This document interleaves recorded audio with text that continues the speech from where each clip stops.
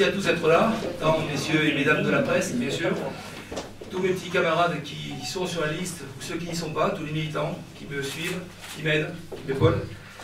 Je suis donc très heureux d'être là, et puis en particulier ce jour, nous sommes le 8 mars, c'est la journée de la femme. Donc j'y vois aussi un symbole, pour moi c'est important. J'ai une pensée pour toutes les femmes, et bien sûr pour la mienne en particulier, qui me supporte à tous les sens du terme indéfectiblement. Je le remercie ici devant chacun. Voilà, et j'ai aussi surtout une pensée pour toutes les femmes qui sont souvent battues, maltraitées, brimées, traitées comme du bétail, victimes de la bêtise de certains hommes qui se croient supérieurs. Moi pour ma part je pense qu'une autre supériorité que la force physique et certainement pas l'intelligence. Je suis donc très heureux d'être là et de vous présenter la liste du Front National. C'est une première à Brignoles.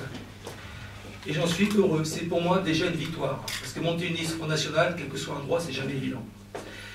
Alors pour moi, c'est une victoire parce que les Brignolais pourront s'exprimer et voter pour des candidats de leur choix. C'est important.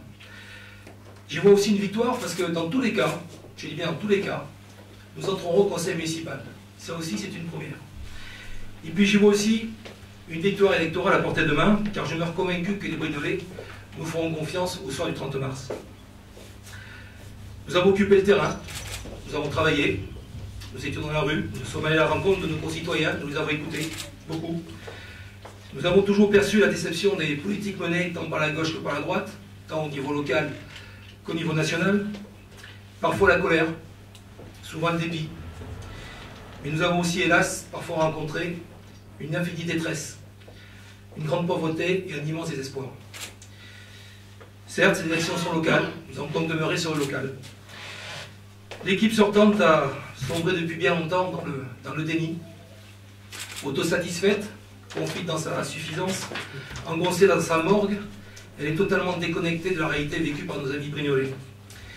Rappelons quand même quelques points de Brignoles. Brignoles, c'est 8,5% de la population qui survit grâce au RSA, c'est 12,5% de chômeurs, c'est plus du quart des commerces fermés, c'est un endettement inconnu à ce jour, qui ne cesse de s'accroître, j'y reviendrai tout à l'heure.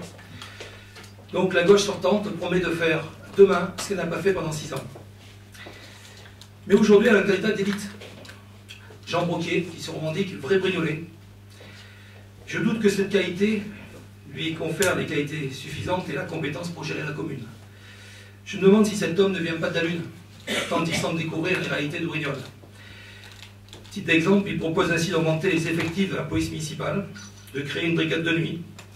Pendant 6 ans, il affirmait la main sur le cœur qu'il n'avait pas de problème d'insécurité à Brignoles, juste un sentiment d'insécurité. Moi, j'ai le sentiment qu'à l'occasion de ces élections, il se moque de nous. J'ai aussi le sentiment de son incompétence. Alors, je vais être précis. Son projet de créer des commerces dans le hall des expositions démontre sa méconnaissance du monde de l'entreprise. Où est l'étude de marché? Quel est le plan de financement? Quels sont les commerçants qui se sont manifestés pour s'installer? Question posée lors de notre débat, demeurée sans réponse.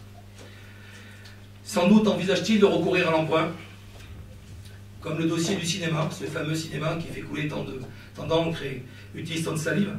Nous avons tous assisté au conseil municipal. Le financement du cinéma sur les fonds propres de la commune, c'est à 23 700 000 €. La gauche sème les emprunts, les Brignolais récolteront les impôts. Alors bien sûr, nous avons une position sur le cinéma, nous sommes favorables au cinéma.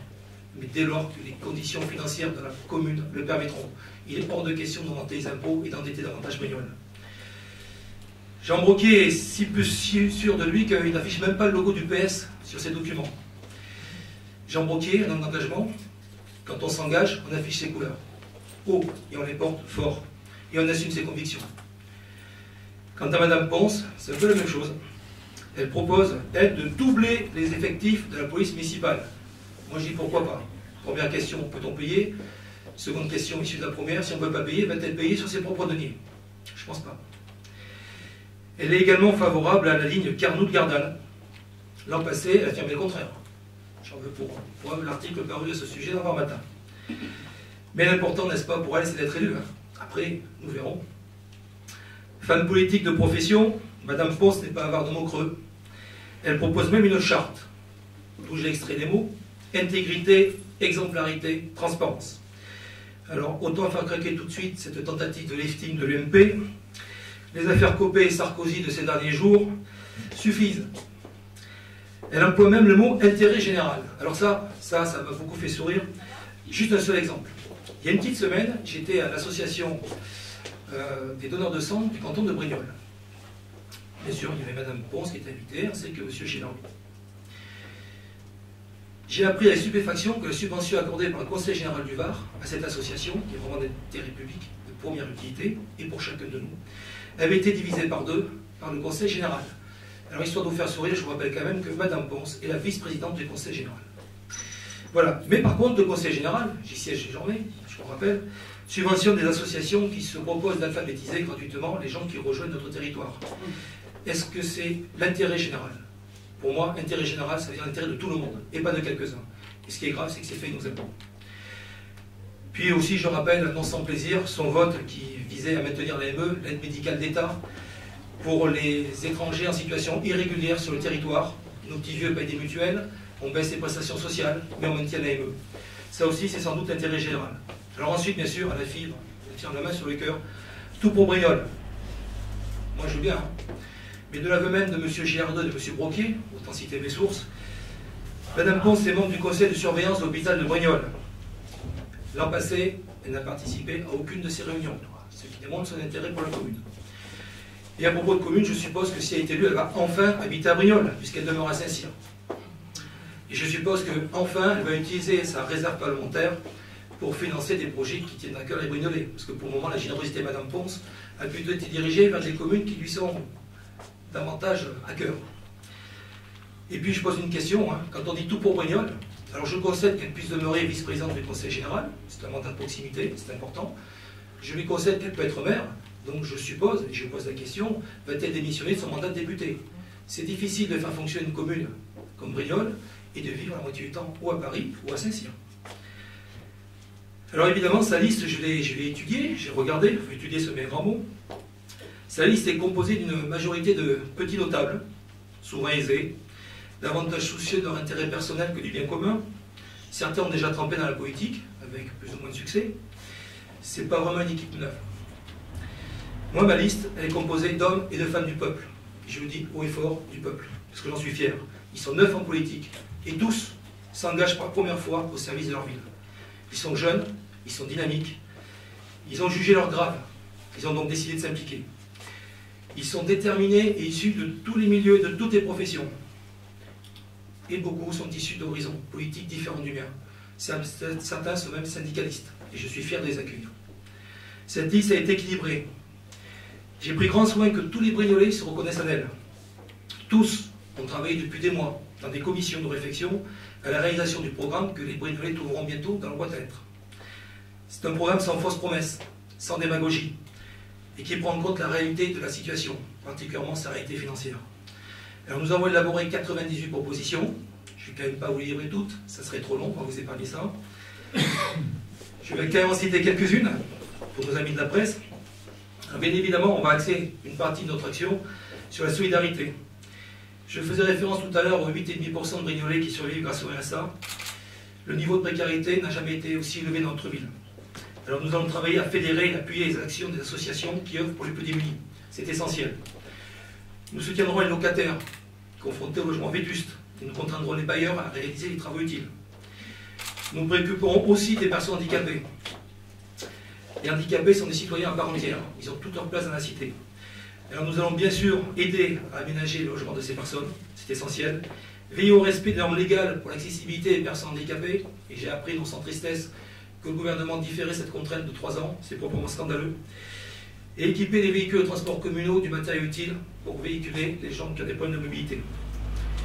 Nous n'allons pas non plus oublier les seniors. Alors sans tout dévoiler concernant l'action que nous allons mener vers les seniors, nous pourrons recenser toutes les personnes âgées en difficulté de toute la commune, quitte à faire une démarche au porte-à-porte.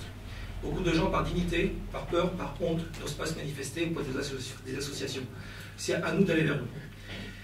Concernant le domaine de la santé, même si ça ne fait pas partie des prérogatives de la commune, nous défendrons notre hôpital, coûte que coûte, avec la plus vive énergie. La santé de la population, ce n'est pas une variable d'ajustement du budget national. Et je rends grâce et hommage, je le dis publiquement à M. Chilardo, de s'être battu pour sauver notre hôpital, même si c'est une sauvegarde temporaire. Je rappelle aussi que rien n'est définitif en ce bas monde, Et je rappelle à chacun que la maternité de la Seine a été fermée sous le mandat de M. Hollande. J'ai peur qu'on nous fasse la même chose, bien évidemment, à Brignoles. Donc cet hôpital, non seulement je ferai tout, que je sois élu ou pas élu, pour le sauver, pour le maintenir, et pour favoriser son extension et développer les services qui nous manquent. J'ai une pensée toute particulière pour le service des urgences qui est sous-dimensionné par rapport à la population. Alors bien sûr, on nous attend sur le domaine de la sécurité. Alors c'est avec une certaine satisfaction que j'ai noté que mes adversaires avaient bien pompé dans notre programme. Nous avons eu quelques fuites, mais c'est d'autres guerres. Donc pour la sécurité, nous ferons ce que les Brignois attendent de nous. Nous appliquerons la tolérance zéro dans le cadre de la loi, bien sûr. Nous augmenterons les effectifs de 6 policiers supplémentaires. Pourquoi 6 et pas 7? Parce que c'est finançable par les fonds de la commune. J'y reviendrai tout à l'heure. Et nous doterons les policiers municipaux des matériels modernes et adaptés à leur mission. Nous mettrons en place des patrouilles de nuit, et il se passe le jour. Nous créerons aussi une brigade cynophile avec des maîtres chiens qui viendront particulièrement la nuit appuyer les interventions de nos policiers. Et nous mettrons enfin à la disposition de la police municipale des locaux modernes et décents, tant pour les policiers municipaux que pour les gens qui vont les démarcher dans le cadre de leurs soucis. Quant au stationnement, gros chantier de stationnement à Brignoles. Alors bien sûr, nous allons conserver le principe de la gratuité des parkings. On ne va pas dénoncer la paupérisation de la ville pour mettre des parkings payants. Et nous allons développer le nombre de places offertes en finissant, en aménageant le parc Gaou, et en reconsidérant le site de la gare SNCF. Bien sûr, on achèvera, ce qui est normal, la réalisation du parking juste à côté de l'hôpital, qui est déjà en route. C'est indispensable, nous manquons de place, et nous étudierons en fonction du financement, des finances disponibles de la commune, l'extension des parkings. On ne peut pas développer une ville sans parking. Quant au transport, l'un ne va pas sans l'autre, nous mettrons en place des liaisons par minibus entre différents quartiers de Brignoles. Brignoles est une ville étendue, très étendue, et les gens qui habitent au quartier des Pins et qui veulent se rendre au Sancier, c'est impossible sans véhicule. Donc nous mettrons en place un système de navettes, avec des prix très adaptés, très probablement pour l'euro symbolique, parce que tout le monde n'a pas les moyens, malheureusement. Nous équiperons, comme je l'ai dit tout à l'heure, ces navettes des matériels utiles pour les personnes à mobilité réduite. Tout le monde doit être traité à la même enseigne. Il y a des lois, nous les appliquerons. Nous créerons un service de transport dédié aux personnes âgées ou handicapées qui interviendra sur demande. Ça, c'est vraiment une priorité. Les gens souffrent de l'isolement, ce n'est plus tolérable aujourd'hui. Et aussi, nous avons le projet d'aménager des espaces de covoiturage avec une plateforme informatique dédiée à cela. Ça évitera de trop nombreux Brignolais de partir avec des voitures quasiment vides. Ça réalisera des coûts et ça induira une baisse de la pollution. Alors après, on va parler des finances. Gros souci des finances de Brignoles. Même si notre maire se dit que tout va bien, je ne souscris pas forcément à son analyse. Alors je rappellerai quand même que la dette de Brignoles a évolué de 17 à 25 millions d'euros entre 2008 et 2014. Ce ne sont pas les chiffres du Front National de Laurent Lopez. Ce sont les chiffres que nous avons tirés du compte administratif de la commune de Brignoles. Alors bien sûr, notre travail sera de désendetter notre ville. Auparavant, si nous sommes élus, nous réaliserons un audit complet de la commune afin de lever l'opacité entretenue par l'équipe sortante.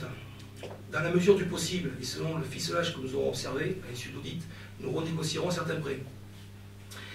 Bien évidemment, nous allons réaliser des économies dans le fonctionnement, et nous avons l'intention de créer une centrale d'achat pour optimiser précisément les achats de la commune. Je pense qu'il y a un gros vecteur d'économie en faisant cela. Quant à la fiscalité, moi je m'engage à ne pas augmenter les impôts communaux durant toute la durée du mandat. Je ferai tout pour m'opposer aux augmentations de la fiscalité proposées par la communauté de communes. Aujourd'hui, ce ne sont pas les mairies, ce ne sont pas les communes qui augmentent la fiscalité, ce sont les communautés de communes. C'est un magnifique artifice pour les campagnes. C'est beaucoup moins riant quand on reçoit la facture. Et dans la mesure du possible et de la légalité, on tendra à alléger la fiscalité des retraités les plus modestes. Aujourd'hui, les retraités les plus modestes sont frappés par l'impôt, alors qu'ils ne l'étaient pas il y a quelques années. C'est une vision du social que je ne partage pas avec le gouvernement. Gros chantier également pour Brignoles, la relance économique. Alors je nommerai un adjoint spécifique à ce dossier, qui sera en charge de travailler avec les commerçants, les artisans et les chefs d'entreprise dans tous les quartiers. Nous veillerons à la diversité des commerces qui s'installent dans le centre-ville, mais également dans les zones commerciales. On privilégiera le développement des entreprises brignolaises qui veulent connaître une extension. C'est le cas, je rencontre régulièrement des chefs d'entreprise. Il est normal de privilégier les chefs d'entreprise brignolais qui offrent des contrats en CDI, qui sont présents sur la place. Même si je fais appel à des entreprises issues d'autres communes, d'autres régions, j'aurai toujours un œil beaucoup plus favorable vers les chefs d'entreprise Brignolais. Ce sont eux qui font vivre la commune, ce sont eux qui proposent déjà un avenir à nos enfants. Ensuite, je soutiendrai et je rappellerai que le département du Var et la région PACA, je suis bien placé pour en parler, soutiennent et subventionnent des entreprises jeunes, novatrices, créatrices. Mon travail sera un rôle de VRP. Je ne serai pas un maire confié dans son bureau, à attendre qu'on lui serve le café. J'irai au contact, je ferai ce que j'ai fait pendant toute ma vie. Je serai un prospecteur, j'irai voir les chefs d'entreprise et j'en proposerai des conditions d'installation requises pour qu'ils viennent nous rejoindre à Brignoles et assurer ainsi une mixité sociale. Je suis tout à fait pour la mixité sociale, mais dans les deux sens. Brignoles a malheureusement trop de gens atteints par la paupérisation et nous n'avons pas assez de gens avec un pouvoir d'achat élevé. Donc il faudra mixer tout ça, je ferai des entreprises avec des gens qualifiés et un pouvoir d'achat renforcé. Et je m'opposerai à toute augmentation de la cotisation foncière des entreprises. Si les chefs d'entreprise, ils savent de quoi je parle. Enfin, j'ai aussi un projet, ça sera d'orienter Brignoles vers le marché porteur de l'écologie, avec la création d'un salon dédié à la fois aux entrepreneurs et aux consommateurs. Pour la bonne raison que c'est notre avenir, l'écologie, l'environnement. L'écologie est un terme galvaudé, je dirais l'environnement. Ça touche tous les domaines, le bâtiment, l'énergie, les transports, l'alimentation, la recherche, l'industrie. Je souhaite aussi créer un véritable partenariat avec les entreprises viticoles, à leur apporter un soutien dans toutes les manifestations qui visent à leur promotion. Étant petit-fils de viticulteur, j'aurai un soin jaloux à essayer d'obtenir une appellation Brignoles, à l'instar des appellations Cassis ou Bandol, afin de soutenir et de redorer le blason de notre production locale. L'avenir, ce n'est pas seulement les commerces du centre-ville ou les ZAC ou les zones commerciales, c'est aussi l'agriculture. Nous avons un joyau, à nous de le développer. Concernant les festivités et les animations, alors j'espère que ce serait une bonne nouvelle, je rendrai aux médiévales toute leur place. C'est notre culture, c'est notre patrimoine.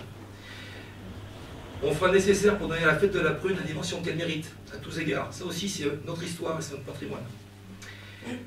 Nous remettrons à l'honneur la fête de la Saint-Jean, de la Saint-Louis. Je suis révélateur, je suis fatigué. De la Saint-Louis, ça c'est une sollicitation récurrente de beaucoup de vieux Brignolais. Alors ça aussi, c'est notre culture. Ça sera une belle animation et je répondrai favorablement à cette attente. Et surtout, je collaborerai de manière très ténue avec les associations et comités de quartier. Parce que la démocratie, c'est le contact au quotidien avec les administrés. Je ne serai pas un maire confié dans sa tour d'ivoire. Donc j'aurai des rapports très rapprochés avec les associations et comités de quartier pour mettre en place des animations diversifiées à laquelle ils aspirent depuis longtemps.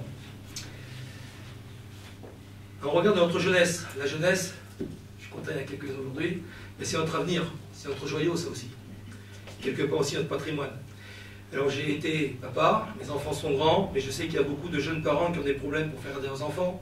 Le nombre de places en crèche est assez insuffisant, donc il faudra travailler pour développer des places en crèche, soutenir la création de crèches parentales ou de micro-crèches. Je développerai un partenariat avec les assistantes maternelles pour les parents qui choisissent le mode de garde. C'est important, ce sont des professionnels qualifiés, contrôlés par le département. Les parents préfèrent cette option. Je ferai tout pour les appuyer et nous créerons un répertoire des assistantes maternelles afin de répondre dans les délais requis. Je vais aussi accroître les horaires de garde des établissements scolaires. Aujourd'hui, les parents, souvent les deux, travaillent. L'extension est vraiment envisagée. On ne peut pas jeter à la rue, entre guillemets, les enfants, parce que les parents travaillent jusqu'à 19 h. Donc nous étendrons, à la demande de plusieurs associations de parents, les horaires de garde, ce qui est ô combien légitime. Et enfin, gros chantier, je ne vais pas traiter de la réforme scolaire, du temps scolaire, c'est très controversé, on ne va pas faire de la politique politicienne. Moi, je me souviens d'une chose, c'est que l'école de la République doit être laïque et surtout gratuite.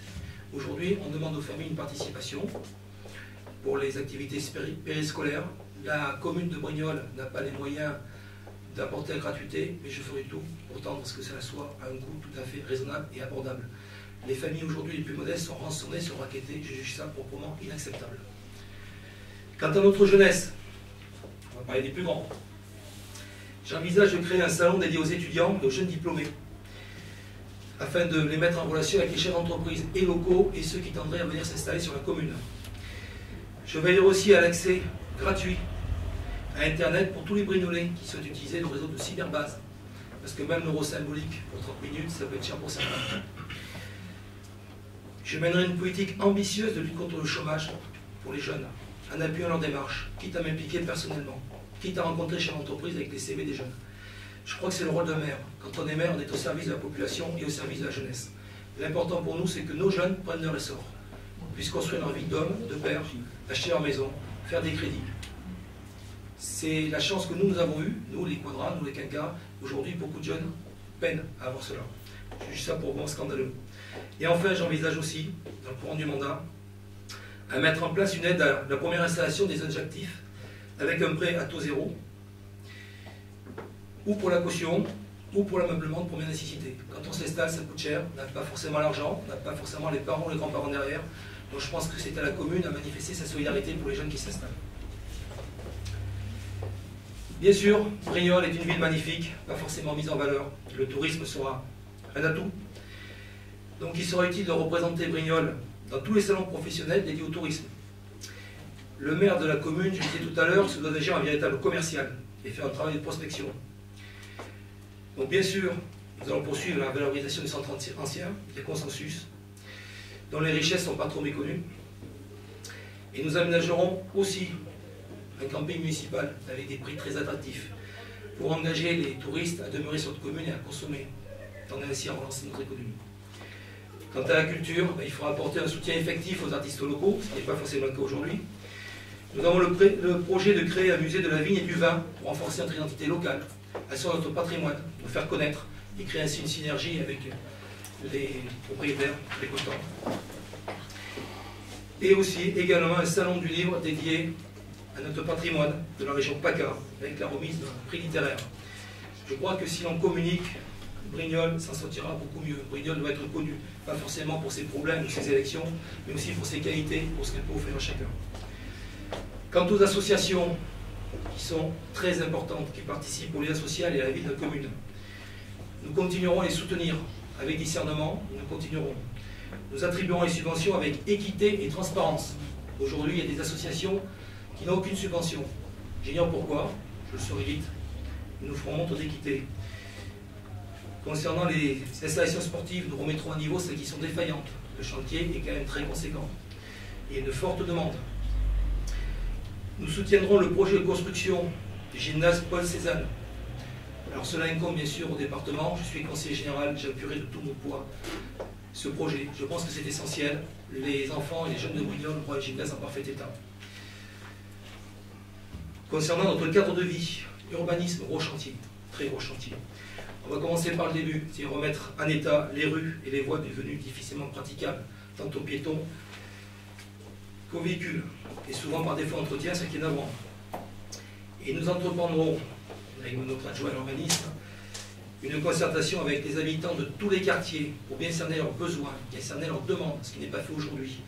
Je reçois beaucoup de monde depuis des mois, il y a des demandes qui s'expriment et qui n'ont jamais eu satisfaction.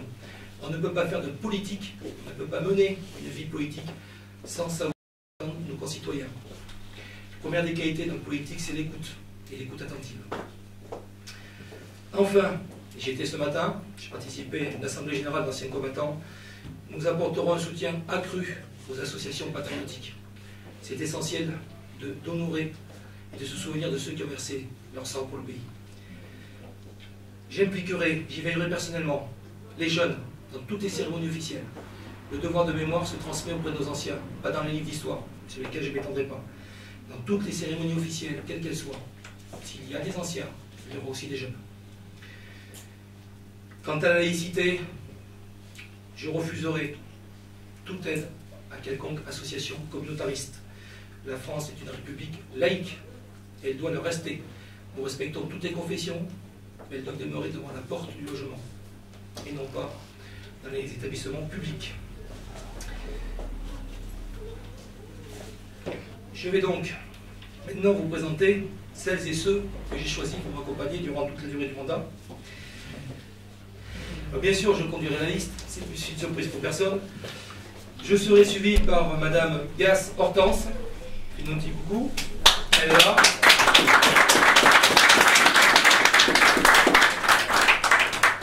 Cette dame est juriste de profession et son papa est viticulteur, donc nous ne sommes pas sans atout. Suivant ensuite monsieur Jacques Danvy, ce monsieur qui est assis parce qu'il y a quelques petits problèmes de santé.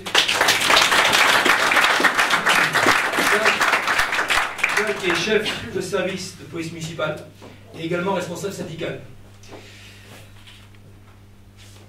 Claire Ourcival, la petite Claire, elle est où? Elle est là, la petite Claire qui est aide-soignante.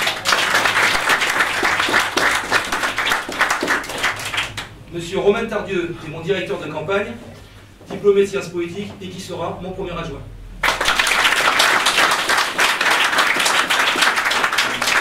Christelle Salin, j'ai mal à aller voir. Christelle est négociatrice à l'immobilier.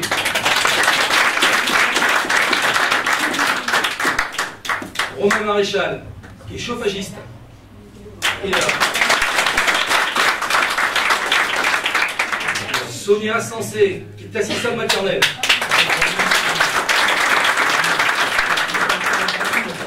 Henri Giacomelli.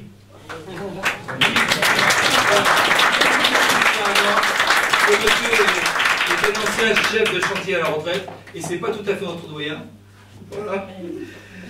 Aguilera Anne-Marie, qui est conseillère de vente.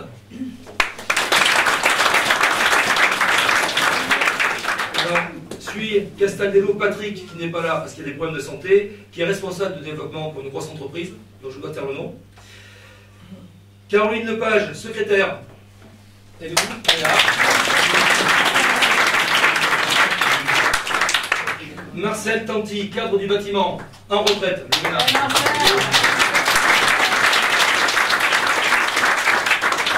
Guérin Blandine. Alors Blandine n'est pas là, son bébé a quelques problèmes de santé, elle s'excuse auprès de vous. Guérin Blandine qui est professeur agrégé de lettres. Ensuite, j'ai le plaisir de vous présenter mon Benjamin, Vincent Flaché, étudiant.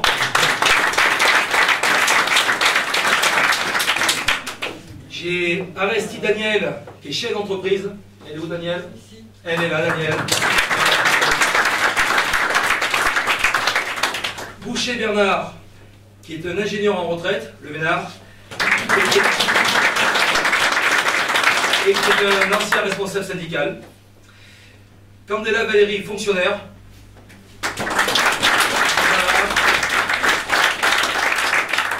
Navarro Franck, entrepreneur.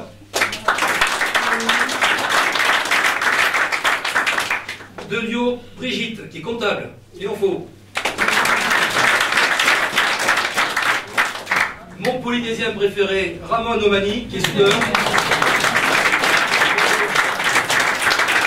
Avec le polynésien à Brignoles, je l'ai eu, j'en suis très fier. Voilà, je suis très content. Tordonard Christelle, qui est agent d'entretien. Monsieur Anglès Frédéric, qui est commercial.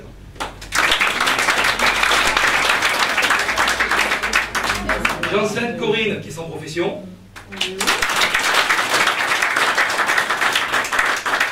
Monsieur Giacomini Olivier, qui est ouvrier spécialisé. Une toute jeune fille, Berthaud Jennifer, qui est étudiante. Elle est où ma Jennifer? Elle est cachée. Maximilien Vasseur, chauffeur.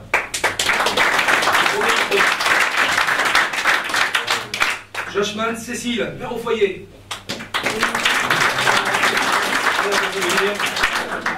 Alors, Capon Hervé, qui est chauffeur, qui rentre tout à l'heure, qui n'a pas pu être parmi nous. Marine Renaud, étudiante.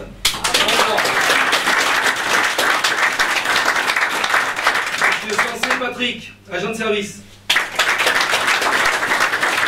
Alors, il en fallait un, ou il en fallait une. Nouvelle Yolande, qui est retraitée, et notre doyenne.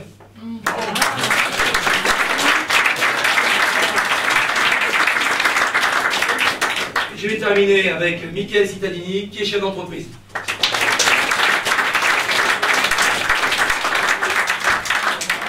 Alors personnellement, je suis très fier de vous. Parce qu'il vient de tous les horizons, il représente le peuple, tous les métiers, toutes les origines, tous les savoir-faire, toutes les compétences. C'est leur première campagne. Ils s'engagent tous pour la première fois en politique. Et je commence à voir ce que c'est que l'engagement. C'est des fois lourd, c'est des fois difficile. Mais ils l'ont fait. Malgré les pressions, malgré les menaces qu'ils qu'ils ont subi, qu'ils subissent encore, parce que ça existe à Brignoles. Ils ont maintenu leur engagement. Ils sont fidèles, sincères et désintéressés. J'appelle donc les Brignolaises et les Brignolais à leur accorder leur confiance, à ces hommes et à ces femmes du peuple qui s'engagent. Ils sont là pour servir et non pas pour se servir. Tous, nous aspirons à un vrai changement, loin de la complicité du PS et de l'UMP, dont les disputes ne sont que des postures de circonstances destinées à abuser une nouvelle fois les Brignolais. Notre ville mérite mieux que cela. Brignoles a un destin, Brignoles a un avenir. Et cet avenir, nous le créerons tous ensemble en bleu marine.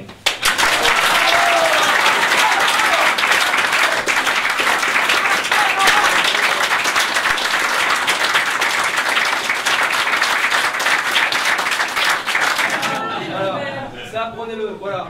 Mon combat de politique, c'est pour elle. C'est pour tous ceux de son âge. Voilà pourquoi on fait de la politique, tout au moins au Front National. Bravo. Bravo.